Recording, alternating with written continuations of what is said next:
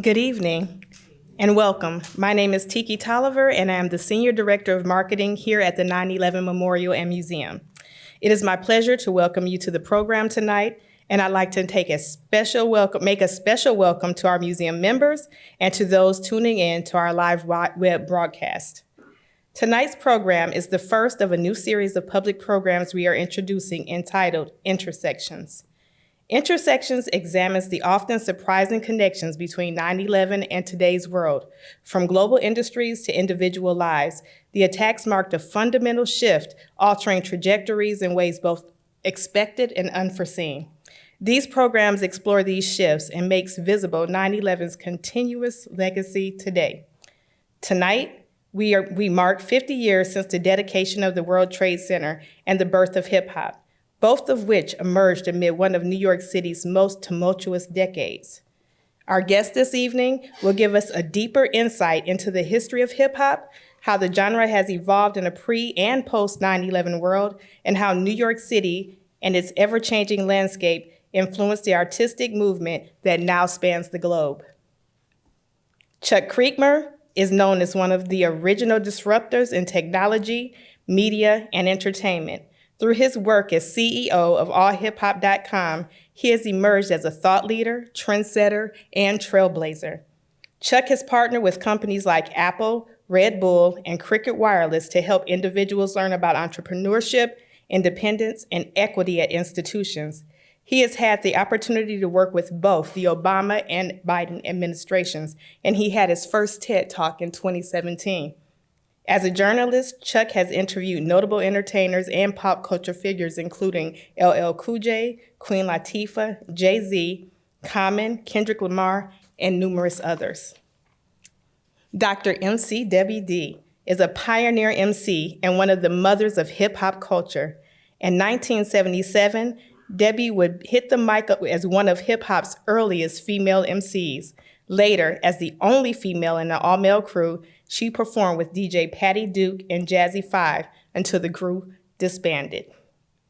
In 1981, Debbie D stepped on stage as hip-hop's first female solo artist and would emerge as New York's #1 female rapper, a feat she achieved without a record. In 1984, Debbie D also appeared in Beat Street with Us Girls, a pioneer rap trio with the first female rappers to appear in a feature film. Their song, Us Girls Can Boogie Too, which appeared on the movie soundtrack, became a catalyst, inspiring girls worldwide to become involved in hip-hop. Dr. Debbie, I am one of those girls. While building her reputation in hip-hop, Debbie worked as a legal secretary in affluent New York City law firms. At one point, she even worked in the South Tower. Today, Debbie D is a hip-hop scholar and historian holding 6 degrees, including a PhD.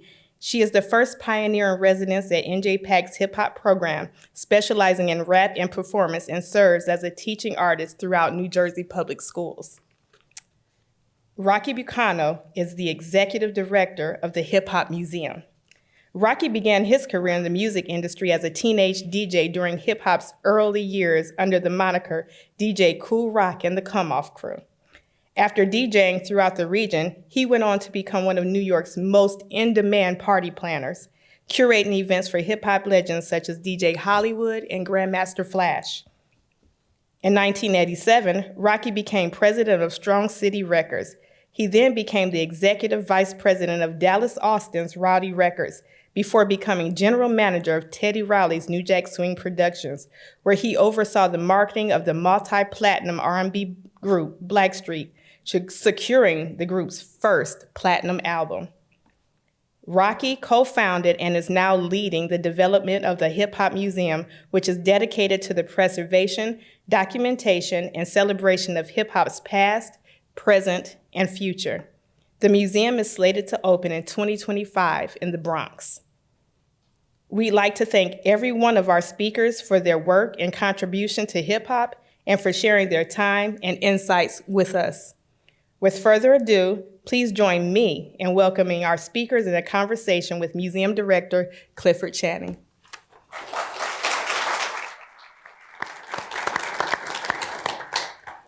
Thank you very much, Tiki. And I should add that As we were talking about this new theme for our program's intersections, Tiki was the one who sort of came up with the idea that we should look at this. And as we began looking at it, we just realized, like we realize in so many other ways, there's no part of the culture that wasn't affected either by the towers or by 9/11. And one of the things that is so interesting about being here is the ways in which we can find those connections and really explore meaning in people's lives that pops up in very different contexts and very different formats, but has an equal power regardless of what it is. And so I'm really thankful that you're all here tonight.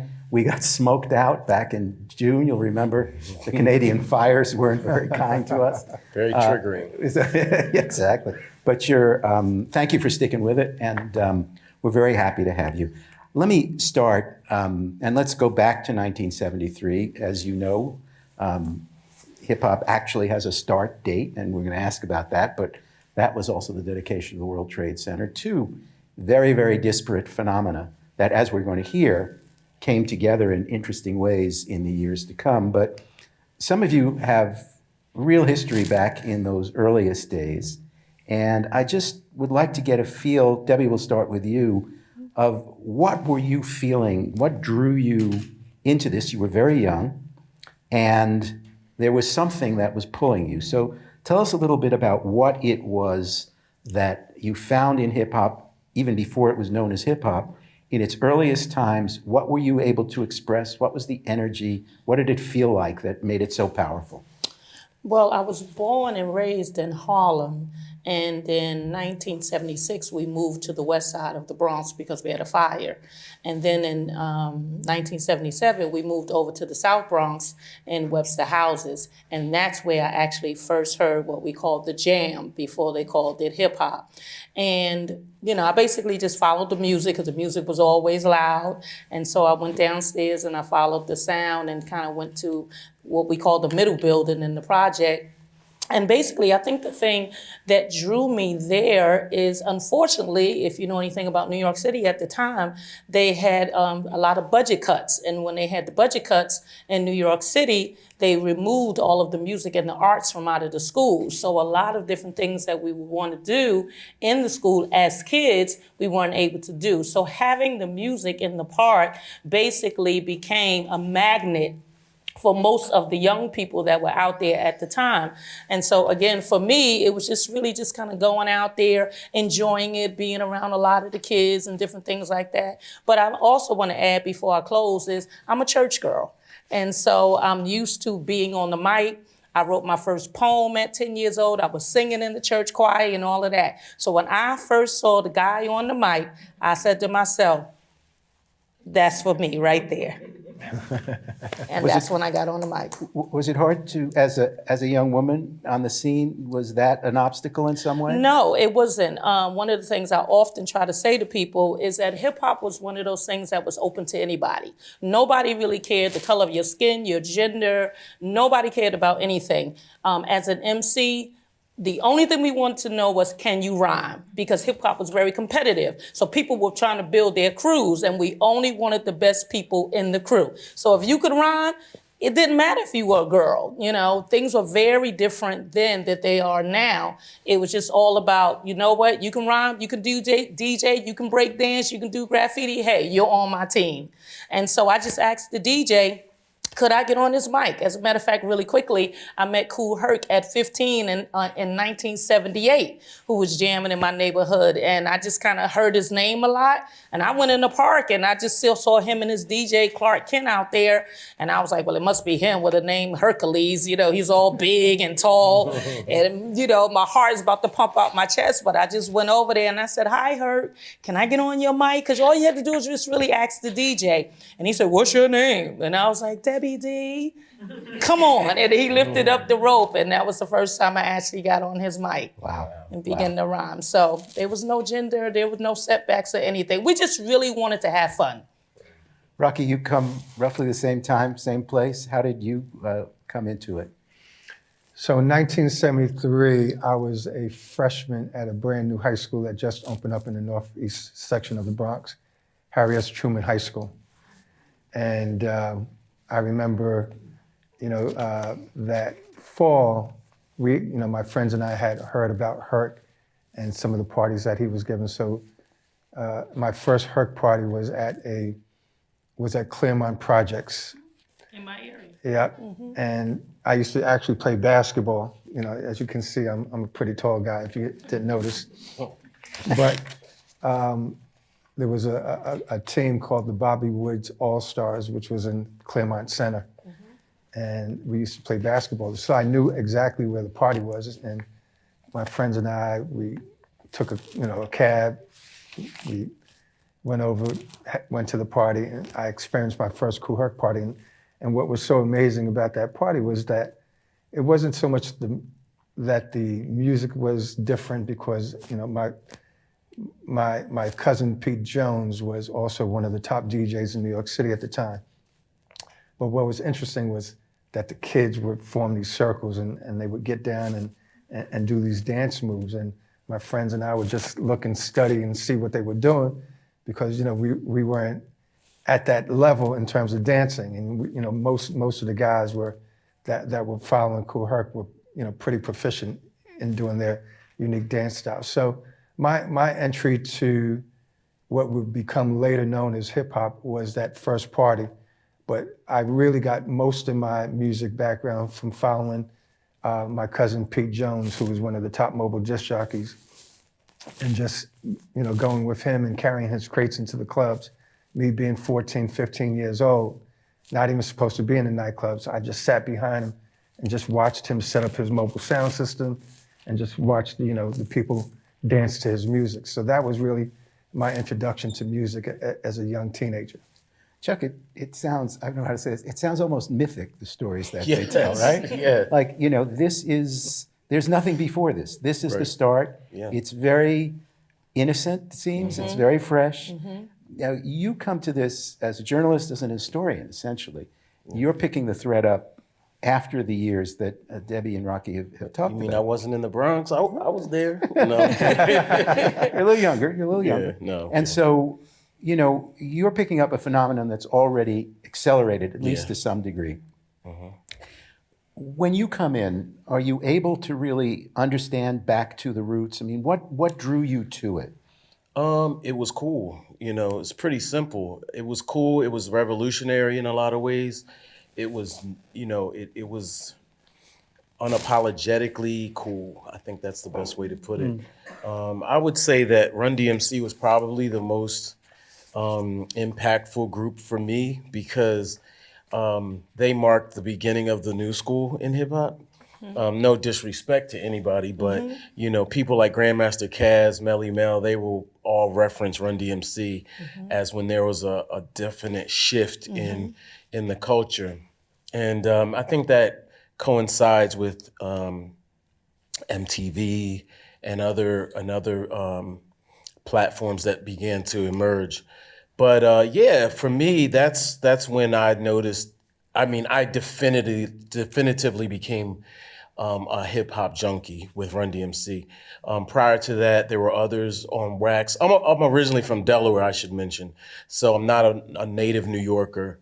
But at that particular time, I began my pursuit of moving to New York, between comic books, and which largely were set in New York as well, and hip hop.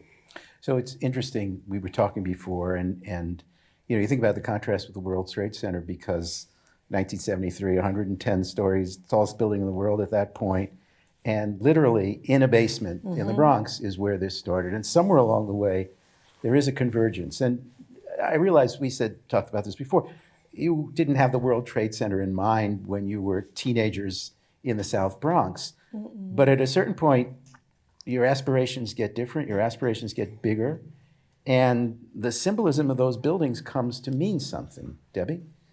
Well, it meant a lot to me because it was a symbol of hope. That was the first thing, because of the location. The location is in the area of the financial district.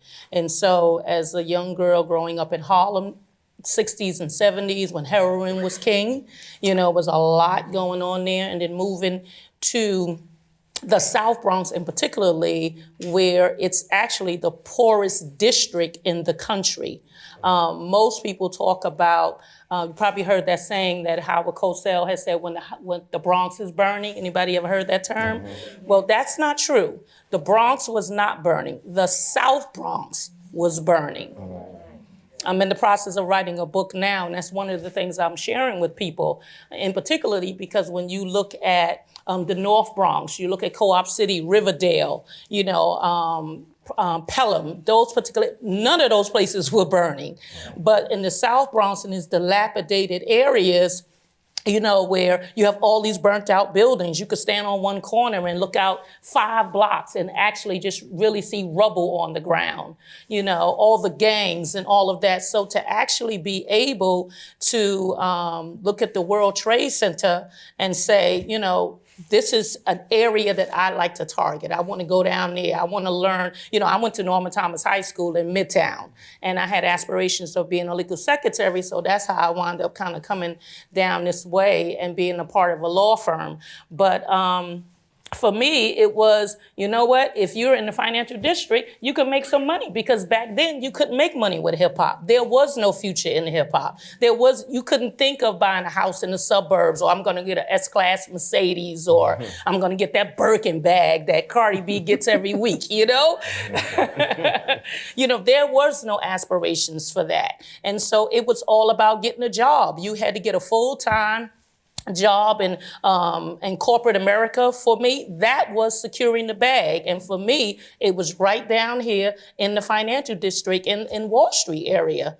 We got a picture of you. If you can go to photo number 5, we're gonna take you back. Is my hair done?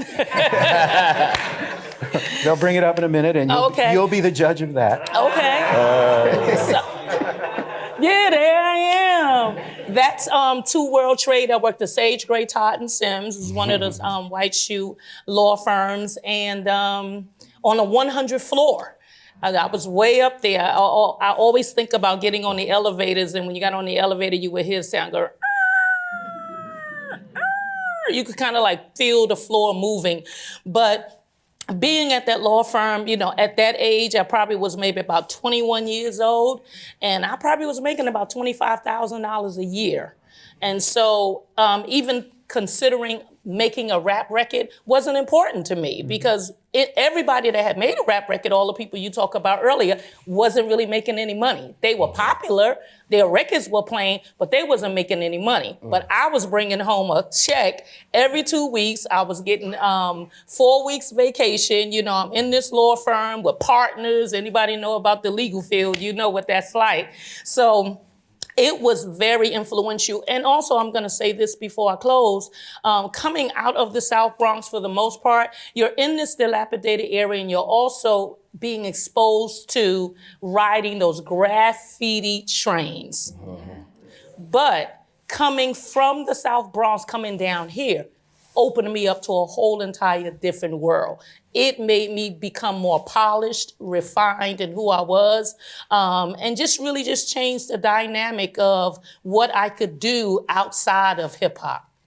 We got another photo of Debbie, though. I got to go. I got number 4. Number 4. This is Debbie in action, though. That's when I became a soloist. That's 1981. So can I ask how old you are in that picture? I was 18. Wow. Yeah, I had just graduated from high school and broke away from my crew when they disbanded. I had a female DJ, Wanda D, and I became the first female MC soloist, and it's documented on the flyers. So you'll definitely see my name. But yeah, I was, uptown on the weekends, that's what I'm doing. And Monday through Friday, 9:30 to 5:30, I'm at the World Trade Center. So it's a very interesting life for me. It sure is. Rocky, you're also from the area. You're also coming into this area, this cultural expression as it's growing, as it's gaining in popularity. So the world, I think, is opening up for you as well.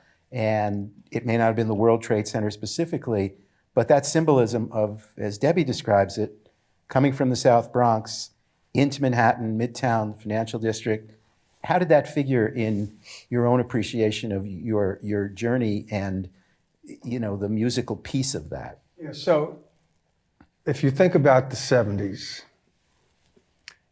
in terms of music, we had one black radio station, which was WBLS. We had another station that was a sister station, WWRL, which was the AM station. So on one station, you had my idol, who later became one of my best friends, Frankie Crocker. And on the other station, you had another guy named Hank Spann. And as a young guy listening to the radio, we tune into either Hank Spann or Frankie Crocker. And Hank Spann was very poetic, and he had this very deep voice. So the 70s was really, disco was king. And, the nightclub scene was Studio 54. You had the punk rock scene at CBGB's. So as a young teenager, the music that we listened to was really from our older siblings. If you had a brother or sister. And in my household, my older sister, used to listen to Motown. And, she'd listen to, Sly and the Family Stone and stuff like that. And on Saturdays, if you wasn't listening to the radio, you had Soul Train. So that's how we got informed musically. So when I would go to the clubs with my cousin Pete, I would get introduced to other songs that wasn't on the radio and wasn't on television. He would play James Brown, he would play Kool and the Gang, and a lot of these other groups that wasn't really getting radio play, because on the radio, you had groups like Donna Summers, Gloria Gaynor, Van McCoy, The Hustle. The Hustle was really big in New York at that time. So I got exposed to different types of music and, watching older folks, party and listening to what sound and learning how to mix records. So my thought about the 70s was, in New York City was going through a real depressive time. There was a real financial stress in New York City. There was budget cuts. I remember we had a sanitation strike. Yes. We had Mayor Lindsay, and so many things was happening during the 70s. And even as a young kid, I grew up in the northeast section of the Bronx, in a neighborhood called the Valley, which is right across from Co-op City. And Co-op City became one of the biggest public housing complexes in all of the 5 boroughs. Prior to Co-op City, we had Freedom Land. And Freedom Land was like Disney World. And, so Freedom Land closed down, and the city of New York and, other people took ownership of that land and built this public housing complex known as Co-op City. So looking at, the World Trade Towers and what that represented in terms of affluence and power and economic, New York is known as the financial capital of the world. It's also known as the entertainment capital of the world. So you had those two things that were impacting the world stage. You had the World Trade Center, which represent the global economic power of New York City, but you also had this underlying music scene that was starting to percolate, that would later become what it is today as the global phenomenon of hip hop. So can you take us through sort of the development? I mean, it's at a certain point, it's no longer in the basement. It's no longer in local clubs. What happens that makes hip hop, or puts hip hop on the path towards this global phenomenon that it became? Well, there are a number of things. I think it could be debatable what, obviously there was the Sugar Hill Gang, who did Rapper's Delight, which was kind of a disco-y record, right? And then there was Melly Mel, The Message. That was another point. And then Run DMC, and then MTV, and then BET. Just media. Yeah, and then media. And then obviously there were radio programs that were playing hip hop at night, maybe, an hour. Mr. Magic, WBLS. Yeah, for me it was Lady B in Philadelphia. Who she's the first, no disrespect, but she was the first female on wax to record a record. So she was highly influential for me. So I think that was it.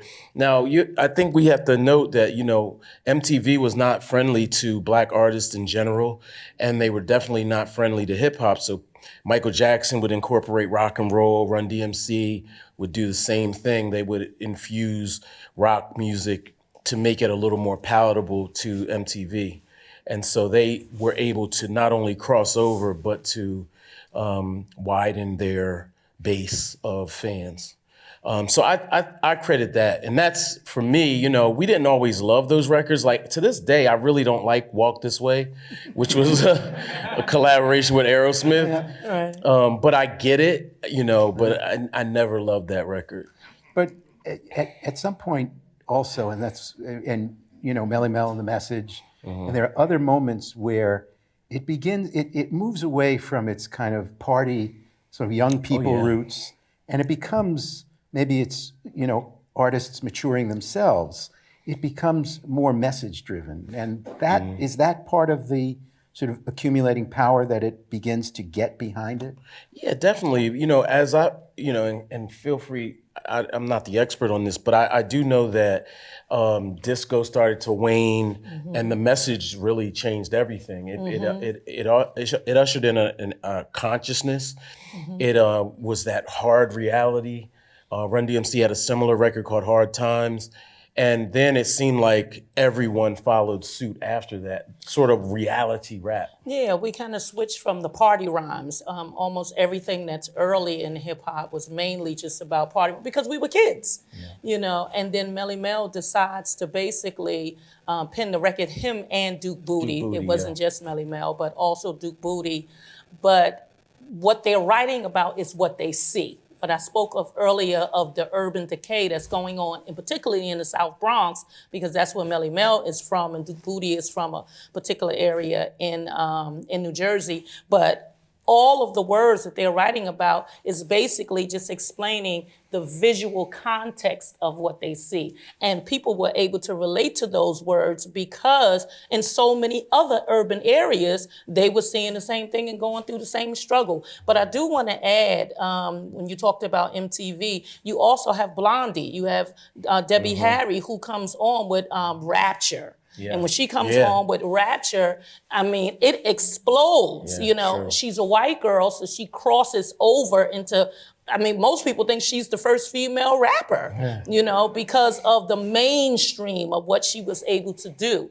But it allowed other people in other countries around the world to hear a different type of music. She was definitely instrumental. She put the Funky 4+1 on Saturday Night Live in '79. You know, and that was the first time. In 81. 81? I'm sorry, 81. That's okay. And that's the first time hip hop was on. It was the first time that they were on TV, and this is when her record had come out. So she could have been the act. She had did several of her skits on the show, and she could have did her record because it was popular. But she said, you know what, I'm gonna open this door for this young act that was a part of Sugar Hill at the time, which is again, the Funky 4+1. And she put them on stage, and it was toward the tail end of the show. You can see it on YouTube. But again, she was very instrumental in shifting hip hop to go to another level, mainstream.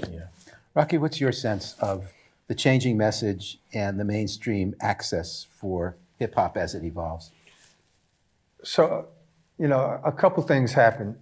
You know, I think Sylvia Robinson needs to get a lot of credit because, you know, she was a visionary. You know, she saw what was happening in the club scenes and you know, was pretty adamant that she wanted to record something that she thought that the youth would be more interested in than other songs that were being played on the radio. So, you know, her signing, you know, obviously Grandmaster Flash and Furious Five, signing the Sequence and signing other artists as well. But what really, to me, was that first Big Bang record was Rapper's Delight, right? Because think about that song. That song was 15 minutes long. 15 minutes long, right? And the program directors at that time did not want to play this song. They fought tooth and nail to try to kill this record. But Sylvia was adamant, you have to play this record. So she got them to play the record, and you know, that record took off like a bat out of hell. So that was the first real exposure, because at that time, I had left New York City. I was working in television down in Texas. And I had, my friends were making records now. Flash was my friend. I used to promote him in nightclub. Curtis Blow and I were friends, and Russell Simmons and I used to promote parties together. So all these guys that I knew from as a teenager, as a club promoter and a DJ, were now making records. And I'm down in Texas. I'm like, oh my God, these guys are actually making records now. They're becoming stars. They're becoming stars. So, I look at that as a big turning point. But to me, the songs were like, all right, what else can you do, right? Because most people thought it was like a novel record, a novelty, right? They thought it was just going to come and go. But what really, to me, set the pace for exposing it around the world was the films. So Charlie Ahern's film Wild Style. Now hip hop is not just on radio; it's on the big screen now. And even though Wild Style wasn't a real commercial success, it got on the big screen and made people believe that this culture was really important and it really deserved a space in the commercial marketplace. So now a flood of records came after that. Everybody wanted to make a rap record now. Every record label was trying to invest in what they didn't even understand. So, but it was the independent labels like Def Jam and Tommy Boy and Sugar Hill Records and Enjoy. And I had a label in 1987 called Strong City Records, Priority Records, Profile Records. All these independents started to put out records after records after records. And so you had MTV, but then you also had another little trade magazine called Source Magazine. And the Source Magazine was one of those things that really allowed folks to get connected in a very easy way to digest. So the two films were Wild Style, and then right after that, Harry Belafonte put her in a movie called Beat Street. And those two films really Don't forget Breaking. And Breaking. Those films started to actually allow folks internationally to understand. But Curtis Blow told me a very interesting story. Please. Curtis Blow said that the way the music moved from here around the world was through our servicemen and women. What they would do is they would take the cassette tapes and the boom boxes, and when they got deployed in different parts of the world, they would go into the local towns or cities or wherever they were stationed at and bring their boom boxes and play the music, and people was like, what are you listening to? What's that? And they would say, oh, this is so-and-so and this. And that's how music really got exposed at a very grassroots local level in different parts of the world. We come to 9/11 now, and that was a day, coincidentally, where Jay-Z, who was already very big at this point, is going to release The Blueprint, which is, in any case, a later success. And obviously, there's a convergence there. And what's so interesting is that, Jay-Z has been, up front in many different occasions in terms of the impact of 9/11, obviously not just in terms of the release of his record, but as a New Yorker, he made very clear how much he was hurt and how hard it hit. He sponsored a benefit concert for the New York Police and Fire Widows and Children's Benefit Fund in 2009, and he made both as statements and then as part of his music, very bold assertions about we are still here, essentially, in spite of everything. And so, that's, Chuck, one particular take on the meaning of 9/11 as it becomes part of the culture itself and different artists sort of connecting with it. Yeah, absolutely. I might add, I was on my way to work that day, and my goal was to buy Jay-Z's album. So, there's a longer story behind that. But yeah, Jay-Z's often criticized for being a cold capitalist or, these things, the bling bling or whatever you want to call it. And a lot of times these acts that he's done are forgotten. And I think that the 9/11 tragedy really, we saw a level of patriotism that we had really never seen before in hip hop. You know, hip hop's extremely rebellious, you know, anti a lot of things. But in particular, here in New York, I saw people really rallying back and really standing together in a way that I'd never seen. And it was odd, you know, it was very odd in a lot of ways because it was sort of anti, you know, hip hop's counterculture, at least at the root. And, you know, Jay-Z might not have necessarily been counterculture at that point, but it was very good to see. You know, we have photo number 6. This is pre 9/11, as you'll see. But it turns out Jay-Z's offices were near the World Trade Center, and as part of the promotion for one of his earlier albums, they took some photos up on the roof of the building where his office was located. And there he is in front of the World Trade Center. I think we have another photo, I don't have the number here, but another photo of him posing with the towers in the background. There you go. And so, you know, he's on the Brooklyn side there, which is the right side, I will say. I think Jay has more pictures with the, you know, different pictures with the World Trade Center than any other artist, I think. It's you know, it is recurrent with him. Yeah. I do want to take a moment because I didn't know this actually, so a little embarrassing on my part. But as we're preparing this, let's show photo number 1. One of the people memorialized outside on the South Tower pool is Leon Bernard Hayward, who is also marked as MC Sundance. And I don't know if you all knew him. There's a photo of him. We have photo number 2, and he's with a number of Wow. of hip hop performers of various kind, including DJ Kool Herc, who's Is in. he the one in the red? I'm Yes, assuming. Leon Hayward is in the red shirt, and DJ Kool Herc is in the blue shirt. And I'll just tell you a little bit about him. He actually was an employee of the Department of Consumer Affairs. He was north of the towers collapsing on Broadway. He went to help people get them out, and he began to feel sick. He essentially inhaled the dust, got what proved to be toxic exposures. He was included as a victim of 9/11, determined by the medical examiner. He's on the memorial, and he died in actually 2009.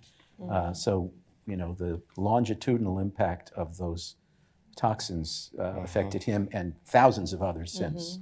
But, you know, I didn't realize that, you know, this art form is actually part of the 9/11 memorial. Did you all know him at all? Yes, Sundance is from Soundview. Oh, okay. So yeah, it was a sad moment when he passed away. But you know, hip hop. You know, people from hip hop worked in everything. Like she said, she worked in the law office. I worked in television. You know, people worked in hospitals. You know, as a young kid that's trying, hip hop is aspirational. So, you know, you look to use the culture to create opportunities for yourself. Some folks are very good at it, like Jay-Z, and some folks were okay at it. And but what the culture does, it gives people access to, you know, to basically try to elevate their own selves beyond their current circumstances. And I'm just looking at this photo here, you know, they're partying in the park, which is, you know, reminiscent of where hip hop started at. And, you know, hip hop will always be an important fabric of New York City, whether it's through the World Trade Center, or whether it's through the nightclub scene, or whether it's through the fashion industry. Hip hop has now kind of like spread and has become synonymous with all aspects of today's society. So you'll find scholars in hip hop now. You'll find doctors in hip hop. You'll find financial investors in hip hop. You know, so, you know, it's part of a hip hop generation now. And not only that, I'm just thinking the fact that you said that he was, I think in the tower was helping other people. You know, that's also a part of the roots of hip hop. You know, it's community based. You know, when Kool Herc and his sister Cindy threw the first party in the rec room, the room connected to the building that they lived in, you know, it was basically a back to school party, but it was like, hey, you know, I'm just gonna invite my friends to come, you know, and as Rocky says so poignantly, even these park jams, it was all about community. If a DJ came outside and threw a jam, and for the most part, he probably would have a minimum, maybe 20, 30 crates, you know, you're gonna have just kids to say, oh, they already know what's getting ready to happen, but they're gonna say, hey, you need me to carry a crate? You don't have to pay anybody. Nobody paid us to go into the parks. We just basically did it for fun, but it was all about the exchange of community, just connecting with people. So it doesn't surprise me that his heart was open to say, hey, let me reach back and try to help somebody else. You know, I want to show one more photo, number 3, which is sort of the convergence of icons with Biggie and the towers. This is a mural in Brooklyn, right near where he was from, off of Fulton Street. But you know, this is later. But this is again, you know, icons kind of coming at the same It's time. icons and it's an iconic buildings. Yeah. You know what I'm saying? When we think of the World Trade Center, they were the tallest buildings in New York City. Yes. You know, if you're on a plane, you know you're coming home or you're getting close to home when you see the World Trade Center. You grew up with seeing it on TV, just all of it. So, you know, if you're in Midtown, you're thinking, what is it, Empire State Building. If you're downtown, you're thinking the World Trade Center. Let's see if we have some questions from our audience. We have mics coming out, so raise your hand. Let's This see is what- hip hop, so put your hand up, throw your hand in the air, wave him like Yes. you just don't care. We're gonna start with Vaughn because she's Vaughn has been it teaches in Brooklyn and has been one of our greatest supporters of the museum, our education programs, and is what we call a super fan. So thanks, you get the Cliff. first question. Okay, great. I love everything I'm hearing from you, Debbie. We're about the same age, right? Because when you talk about these dates, I was really into rapping when it was fun, right? And when it stopped being fun, I stopped really listening and didn't start again until Public Enemy. And when I heard them, I was like, whoa, what are these guys saying? Whoa, this is really just mind-blowing. So to hear that there's going to be a museum, I think is fantastic because, as Cliff said, I'm a teacher. And 3, maybe 4 summers ago, I think it was pre-COVID, they brought out a book on Cool DJ Herc was the name of it. And I thought, now this is real, right? As much as went on, it's a book now, and there are kids who don't know anything about it, who are reading about it, and they were really interested, you know, and they saw the party with him and his sister, and they were like, wow, this is how it starts. He has Jamaican roots, I'm Jamaican, so we really, you know, bonded there. But I just love, I don't have a question. I just love the idea of a museum because, like, when I don't know if you've been to DC to the National Museum, I was blown away with that. And I know that it's a great endeavor putting together a museum. And so Cliff has done a thing on that. Over the summer, I went to a symposium and they were talking about putting together museums. Not an easy feat, so I wish you all the best. Soon as it opens, I'll be there. I'll be Rocky, there. I want think to it's warn fantastic. you, when Vaughn is a supporter of a museum, she is a supporter of a museum. I can tell. Their email address. hold But on. I just want to say really quickly, hip hop is still fun. I know in different regions, you know, what you see on the media and different things like that, it may look like it's very derogatory, but it's still fun, and particularly in the boogie down Bronx, the home of hip hop. If you ever come near in the summertime, you can follow us on social media. We still have jams. We're still out there partying, just having fun. So you don't have to worry about shootouts and running and ducking and hiding and all that. We still throwing our hands up in the air. The circles are still opening up. The B-boys and the B, right, Rocky? We're still out there doing it, so it's still fun. Amen to that. All right. Another question. Well, we're here. Well, we're in the front row. Hi. I'm born sister, by the way. But let me just say, I live in Brooklyn, but I've worked in the Bronx, at Bronx Community College, right in the heart, because a lot of rappers actually graduated from Bronx Community College. I just had the opportunity really to meet DJ Kool Herc. And we were going to sponsor, actually a luncheon for him and build a bus for him on the college. And also, I was at that concert on Sedgwick Avenue right, this summer. So my question is now, and I actually met one of the curators for the museum that's going to be opening up at that concert. So my question is, when the museum opens, Now, this is Rocky. He's the founder of the museum. That's what I meant to do. When the museum opens, what type of educational programs are you going to have? Because I also direct federal grant programs for pre-collegiate students, and they're so into hip hop still, right? And they still see it as fun, but they also see it as a stepping stone and a career. So what type of educational programs are you going to have, or have you thought that far in terms of programming? And how can the college become involved in the process? So a little bit about the museum. So the museum opens in spring 2025.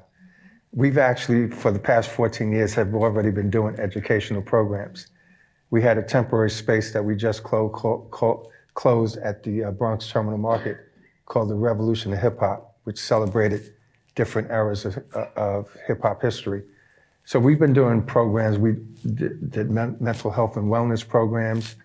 Microsoft is our tech partner. We're launching a project called Flow Scholar, which is an AI-driven project, which is launching at the end of this month.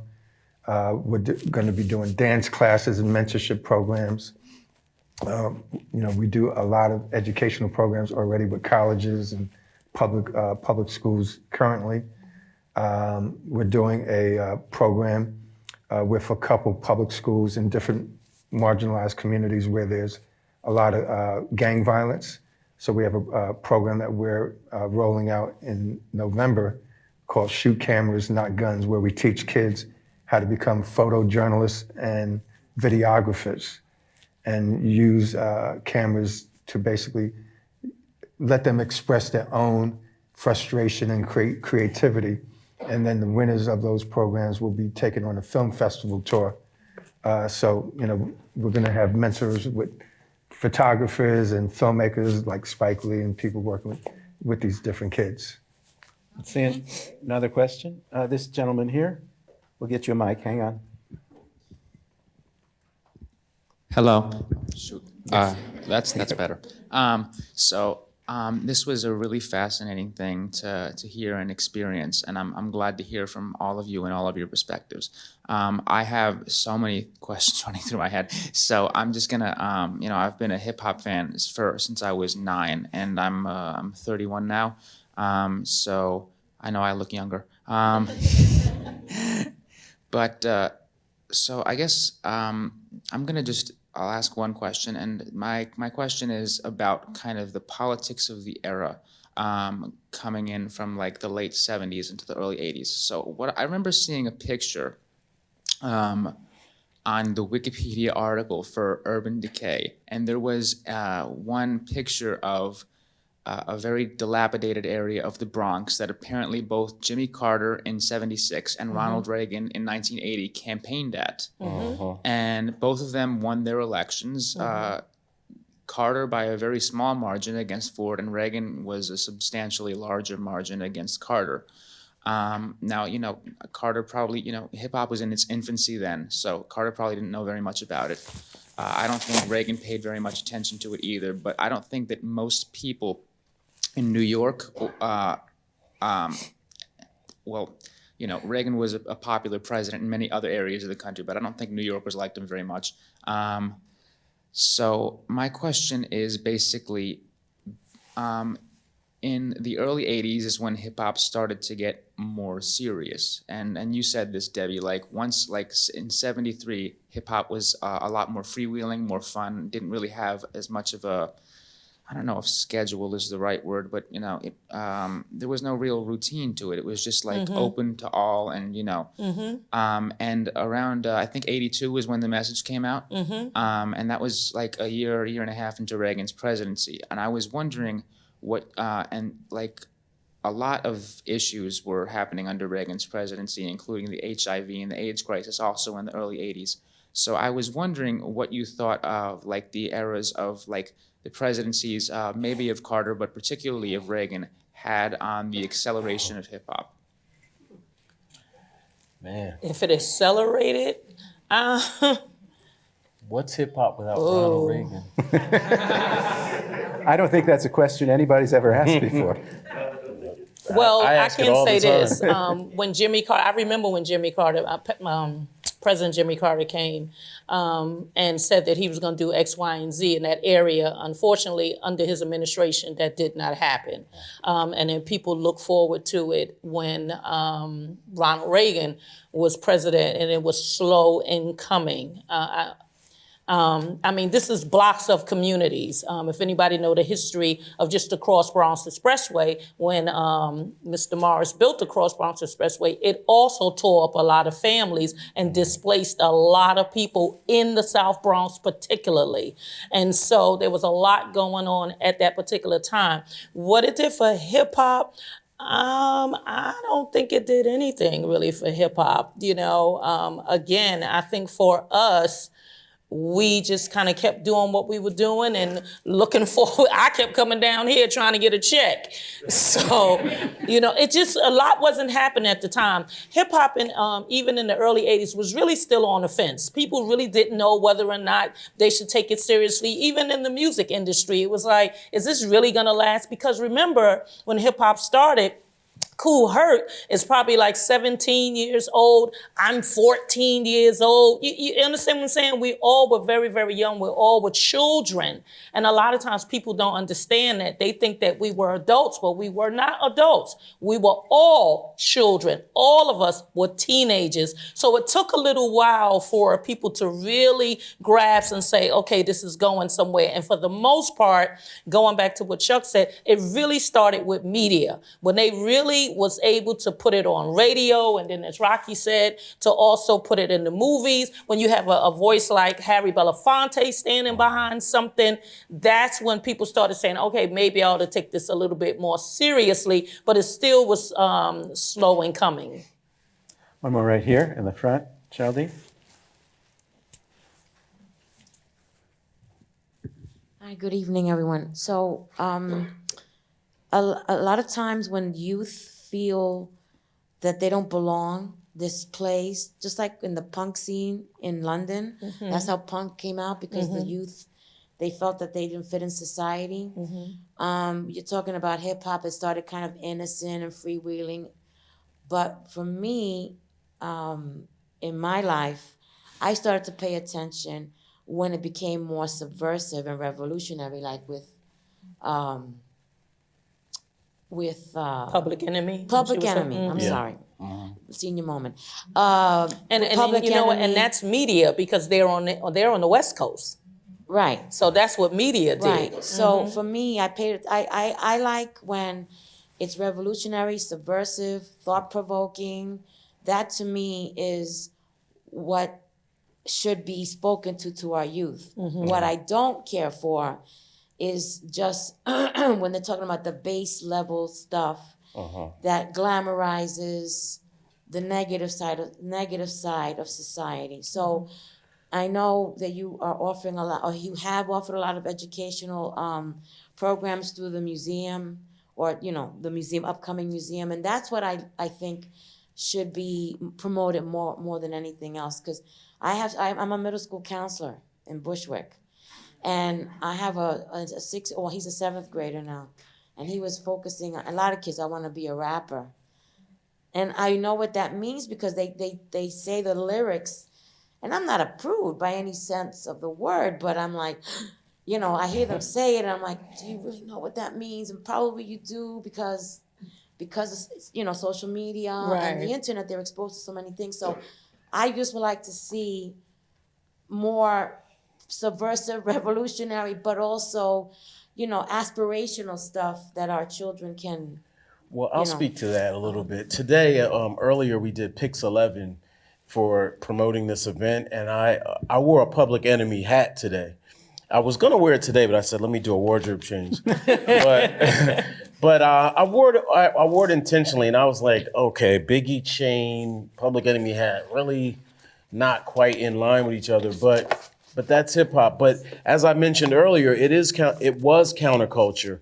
And we can talk about conspiracies as it relates to hip hop, because I do feel that it was co-opted intentionally, and I do feel that the powers that be realized that this was a really powerful medium, highly influential on kids in Middle America, young suburban kids. Because if you look at Public Enemy, Public Enemy has been marginalized, and other artists in that fashion have been marginalized and kind of pushed to the fringes because they were so impactful. They weren't selling millions of records to black kids. They were selling millions of records to white kids as well. And same with other groups as well. So when you mention the bass, I think the bass elements of hip hop, I think it's much more palatable to whoever's up there making the decisions and pulling the strings, that we keep it based on sex, money, violence, things like that. I would also add that, we're talking a lot about the music side of hip hop, but hip hop is a culture, and it's not just music, it's art. That's a fact. Right? It's fashion, it's Knowledge. dance, right? So, think of like artists like Jean-Michel Basquiat and Keith Haring and Futura. Those are artists that started as graffiti artists, but now their art is selling for like millions of dollars in galleries all around the world. You have fashion designers like Dapper Dan, who started this small boutique in Harlem as a fashion designer, but he was bootlegging all the luxury brands, and now he's the chief consultant for Puma, and he's the chief designer for Gucci now. So, and hip hop, when you think of hip hop is a way of free expression. Rap is giving kids around the world to have a voice to speak about the life experiences in their own communities. Some of it may be offensive to you, right? Because you may not be able to relate to what they're saying, but I'm okay with that. What I'm saying was glamorizing it. right. I'm okay about talking about your life experience. That's perfectly fine. Even though it may be a little, scary to people, but it's the glamorizing part. Yeah. So, the way I look at it, I speak to so many people about so many different points of views, but when hip hop first came on the radio and disco was king, nobody wanted to hear it. They thought that, why are we commercializing this crap? This is people just talking on records. This is not music. And today, here we are 50 years later, hip hop is now us having a senior moment, if you will, right? The kids today are really just exposed to some things that they are trying to elevate. It's their own understanding of their own environment. So when you see Cardi B, glamorizing the female sexism of hip hop, she came as, she started as a stripper, so she's only doing what she knows, so, it's people using their own experiences to really try to figure out how they can move away from what they used to be. And that's what a lot of these kids are doing. So right or wrong, we just have to give them a little bit more guidance, give them a little bit more understanding, because as I was talking to Chuck earlier today, the problem with a lot of our youth is that they're not informed. On social media, they're getting all the information from social media, and they're getting it in small bits and pieces. They don't watch news, they don't read newspapers, they don't do the things that we used to do when we used to grow up. So it's a different time period now. So kids are really using very small things to really try to understand their place in society. And that's, we have to do a better job as adults. We have to kind of like give kids more resources so they can become more informed. If I can just add just really quickly, one of the things that I do is I'm a teaching artist at New Jersey PAC, where I serve as a pioneer in residence, and we also do residencies. So I go into schools and teach the 5 elements of hip hop. It's one of the privileges that I have as a pioneer because I grew up when the whole thing started, so I know a lot about each element.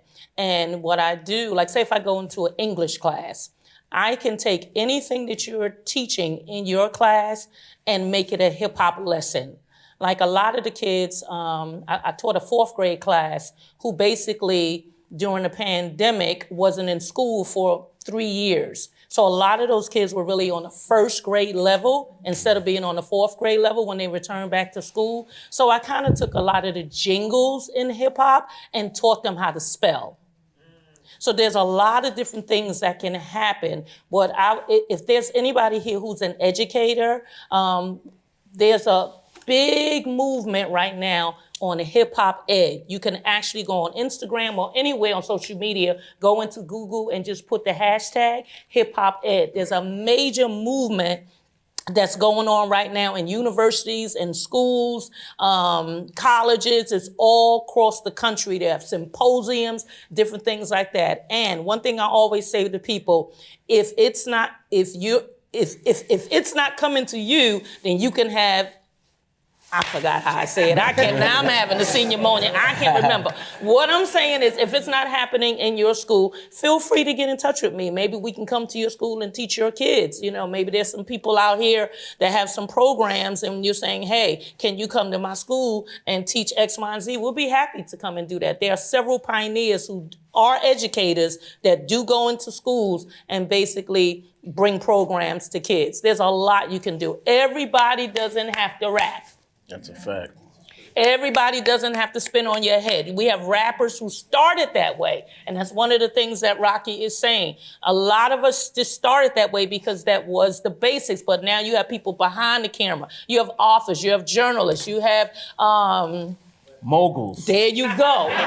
Okay, you have him building an entire museum, a person who was a DJ. I'm sitting here holding 6 earned degrees. And I started as a rapper in the park at 14 years old, you know, an author, so many different things that I do. The world is open. And I just want to say on the heels of that, when we think about intersection, what I think about is the subway station that came right into the World Trade Center.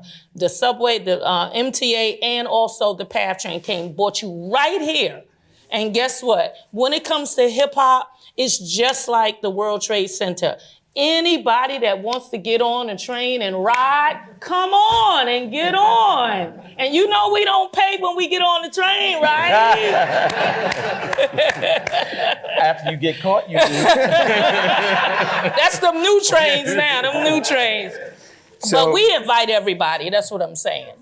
Fantastic. We're running low on time, but Rocky, I want to put you on the spot because, you know, we're talking about creativity and, you know, different forms of expression. And we had a wonderful thing this afternoon. Rocky has written a poem about the theme of our evening, and he sent it to us. And I'm going to ask him to close the program by reading the poem. Yes, so I thought about this and I said, you know, we need something that really synthesizes today's panel. So I put this together last night. So in the heart of the South Bronx where dreams were born, Black and brown teenagers, their spirits torn, gave birth to a rhythm, a cultural rhyme. Hip hop emerged in the darkest of times. Amidst poverty's grip and the city's decay, they found solace in beats, words they convey. From corners and alleys it echoed and spread. A movement was born from the words that they said. With spray cans and turntables, they paved the way, breaking and rhyming in the light of day. Graffiti adorned the walls, message so profound. In hip-hop's creation, resilience was found. But far from the streets where the poets would rise, a symbol of power touched the New York skies. The World Trade Towers, in steel they were clad, monuments of commerce where deals were had. In boardrooms aloft where the elite would meet, mergers were sealed and transactions were sweet. While the youth of the Bronx told stories untold, hip-hop's vibrant culture was beginning to unfold. Yet the contrast was stark between two different realms, one born from the struggle, the other from systems and helms. While corporate giants reached towering heights, in the street, hip-hop lit up endless nights. In the tapestry of time, these stories entwine, two worlds colliding, a narrative divine. Hip-hop and the towers both reaching the sky, one through rhythm and art, the other wealth to multiply. In the South Bronx heart where it all began, hip-hop's legacy endures as a cultural plan. The World Trade Towers, though they're gone from our sight, their memories live on in the day and the night. In the birth of hip-hop and the towers that soared, two tales of New York, where dreams were explored. The beats and the deals, the story they tell, in the annals of history, they both serve so well. Whoa, nice. Are you a rapper now? I can't think of a better way. I can't think of a better way to close this program. We've never closed the program with a poem before, an original poem. But please join me. This has been fantastic. Please join me in thanking Chuck Creekmur, Dr. MC Debbie D, and Rocky Bucano. Thanks, y'all.